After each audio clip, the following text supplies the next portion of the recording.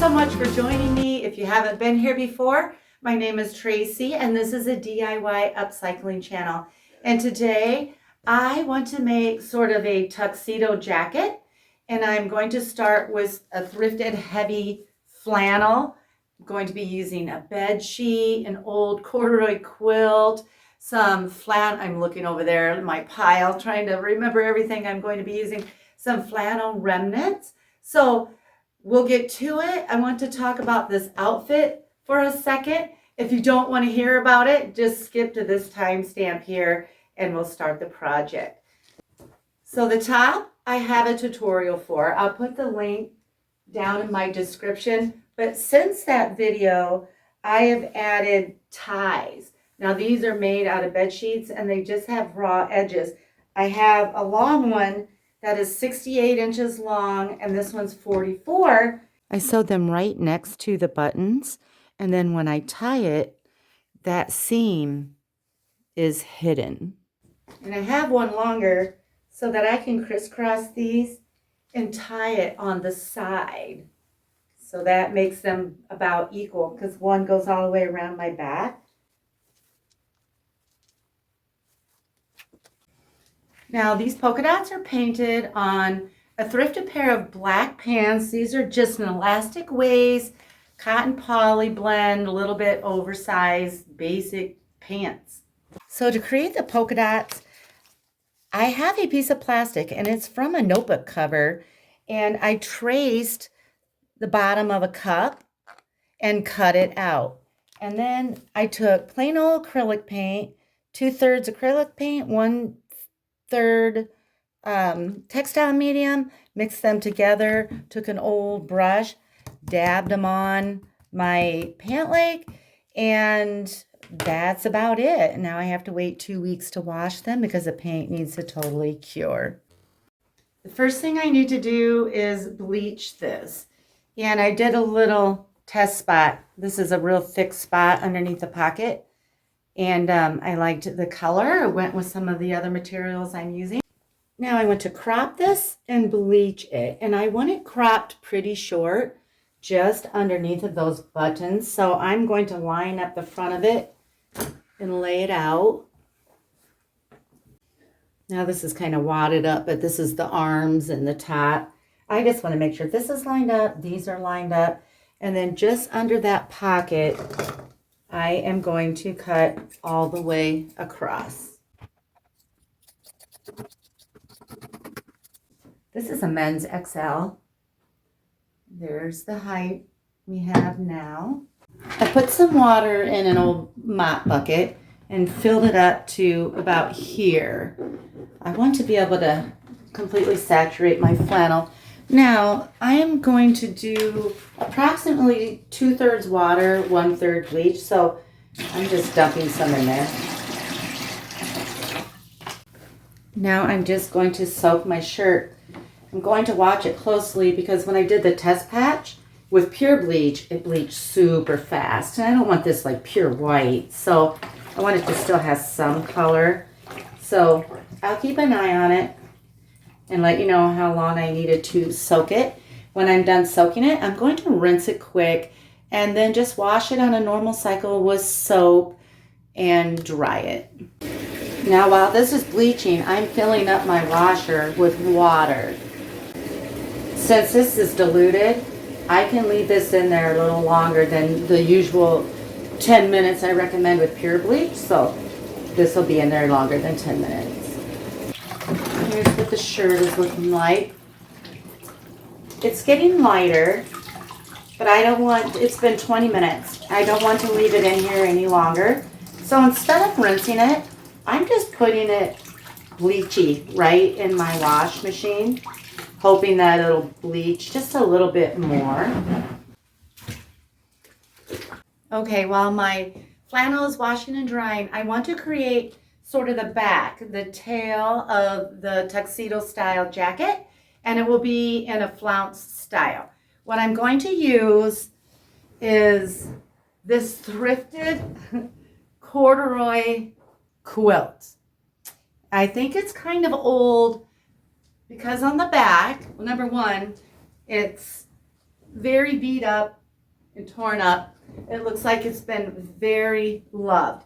And it's super heavy right now because it has a layer of this gorgeous fabric and it has a big wool piece inside of it. So I need to cut just this quilty corduroy piece off. I wanted to give you a close-up so you can see it's corduroy. That is so cool. Okay, that was very messy. I had to vacuum, lint roll, go outside and shake. It's like that wool was disintegrating inside of there. Okay, I'm going to show you in a mini version what I plan to do with this. What I want to do with the quilt topper is make half a circle and then another half a circle inside. And when you open it up, it becomes a pretty subtle flounce. And then I want to attach it to the bottom of my flannel. So I searched YouTube how to make this because I wasn't sure. And I really didn't find any videos that resonated with me. They all required a lot of math, and I am not good at math. So I kind of concocted my own way of doing this. First, I had to determine how long I wanted my ruffle. And I decided cut 32 inches. That should take it to about mid-calf for me. And then I measured across the bottom of the flannel shirt all the way. And I got 52 inches. Now this is super scientific. No, I'm just kidding. It's not. So I put my thumb here at 52 inches and I kind of made a half circle and I measured, I pretended there was a line right here. I measured down from there, it's 17 inches. That's what I'm doing. But I'll show you. I'm going to use a string to draw these circles. Okay, so I laid my quilt out and I have a string looped onto the leg of my chair right here. And this is 17 inches long. That's how long I wanted the inside circle. So, and this is centered. I am going to take the string and go around with my tailor's chalk and mark 17 inches.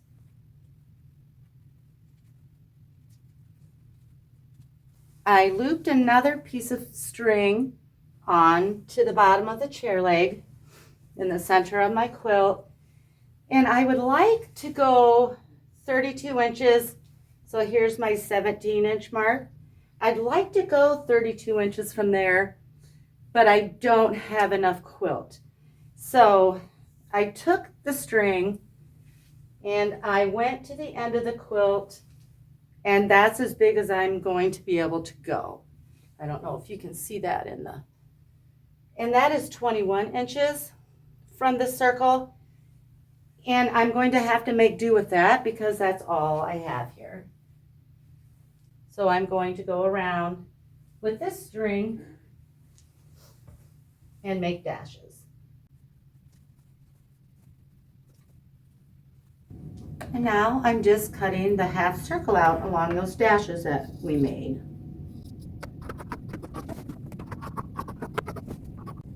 Here's the color the flannel turned out. I mean, I couldn't have planned that any better. I love it. What I want to do now is my half circle turned out just about perfect for the size of the flannel. So I'm going to lay my flannel out open so that I can see the bottom of it. I just want to do a little trimming to fine tune this ruffle. I took a pin and I marked the center of my shirt, which is about right there. And then I took my half circle and I folded it in half.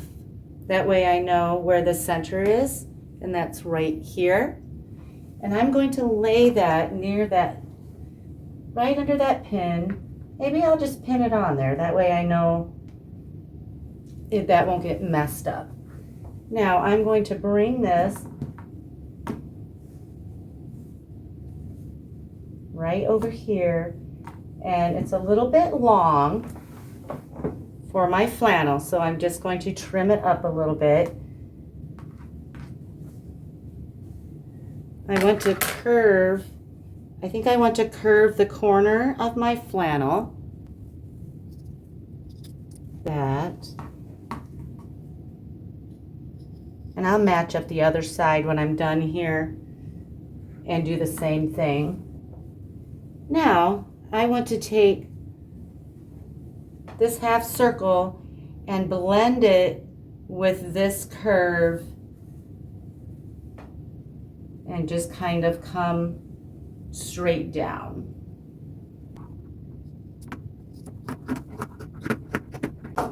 And then I'm going to start curving it a little bit more right there. Now I'm going to open it up and see if I like that shape. I think I'm going to cut off more of the corner here.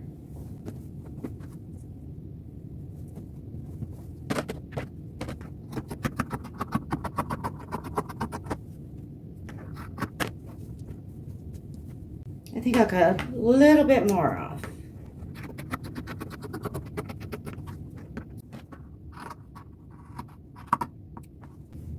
Now that I have this the shape I want it, I am going to line it. So I chose this floral faded sheet, and I'm going to trace around my half circle here. I want to trace around it right sides together. That way, when I sew them right sides together, it's going to be perfect. So I will lay this out, and I'll stick a few pins in it so it doesn't shift on me when I cut around it. And now I'm just cutting out the lining. Now I'm not going to sew these together just yet because I want to do some patching on here and on the flannel shirt. I'm going to cut one pocket off this shirt and leave one.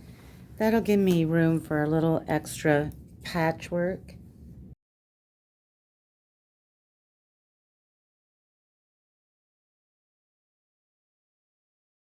Now I want to use some of that quilt for my patches to help tie the top part in with the bottom part.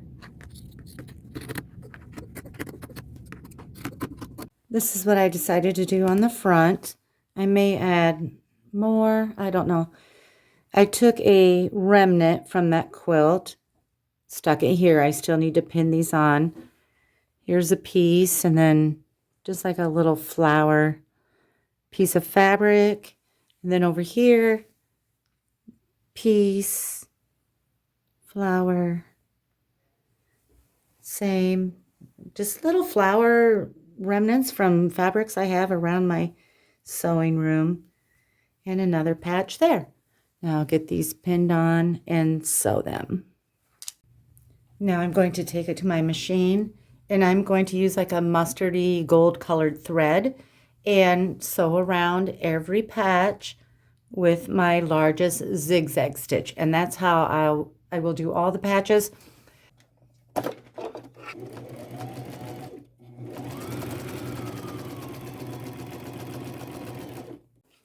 Front all sewn, and the back is all pinned, and it's a similar concept, the quilt and a few flower squares. I went down on the arm. It's big enough, it'll fit into my machine just fine.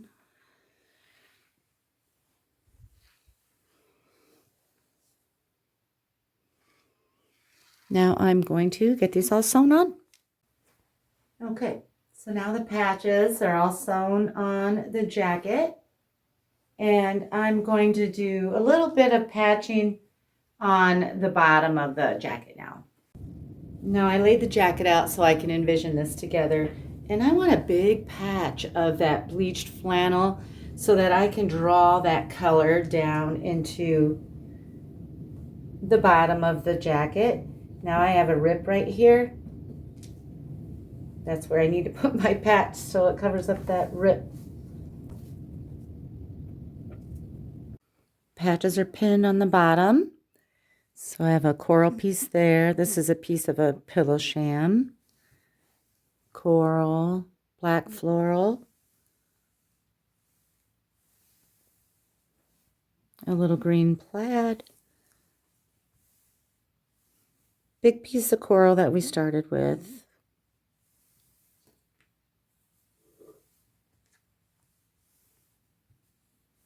Now I'm going to go sew these all on. Here's what it looks like. Now I'm going to line it with that floral sheet that we cut out to match this. So now all I need to do is sew these right sides together. I have this all laid out, looking at the right side. I'm going to take the right side of this sheet, lay it on top. I'm going to sit down here and make sure everything's perfectly lined up. And then I'm going to pin. I will pin every bit of the perimeter except for about 5 inches right here in the center, because I will need to be able to reach my hand in there and turn it inside out, or right side out. Now that everything's pinned, I'm going to sew it together.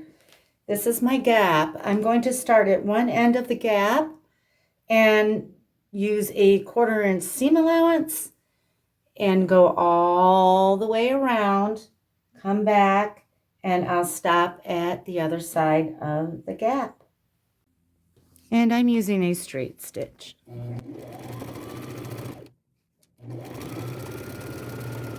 Now it's all sewn. I'm going to clip these little points off so that it'll poke out nice. And then whenever you have a curve, and this whole thing is a curve, you got to do lots of notching. So I'm just going to make little notches about 1/2 inch, 3/4 inch apart, all the way around the outside and all the way around the inside. That just helps it lay nicely when you turn it right side out. Now I can turn this right side out, poke out the corners, push out the edges, and then give it a good press.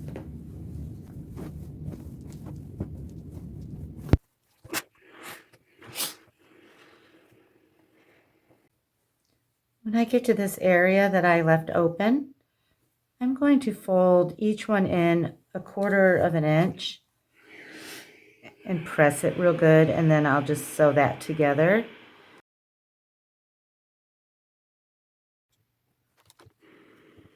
I'm going to take this and I'm going to fold it in half just to find the center.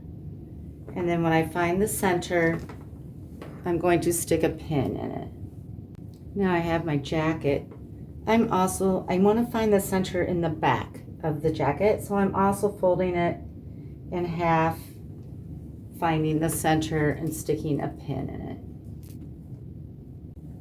Okay, so here's the pin on my jacket, the center bottom.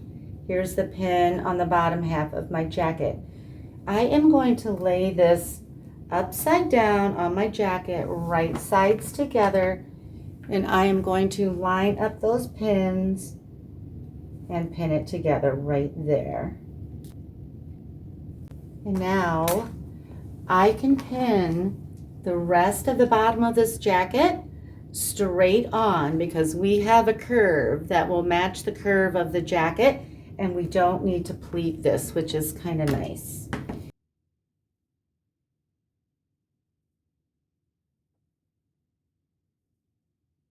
Now that the bottom is all pinned, I'm going to start at one end, do a 1/4 inch seam allowance all the way down.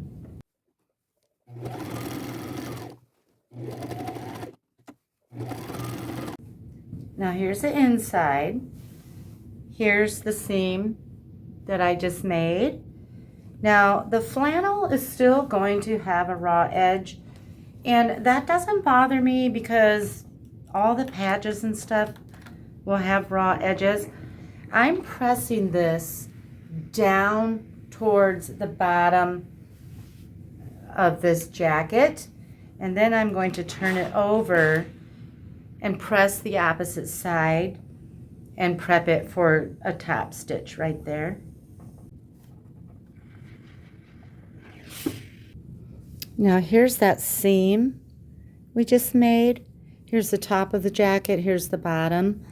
I am going to go sew a top stitch about 1/8 of an inch below that seam, and I'll be sewing on the bottom part of the jacket, and I'll make sure, and I may have to feel underneath at times to catch that seam allowance that we just made on the other side. Okay, all done. You know, I used a quilt for the back part, but if you don't have something like that, what about piecing together some big pieces of flannel to make this?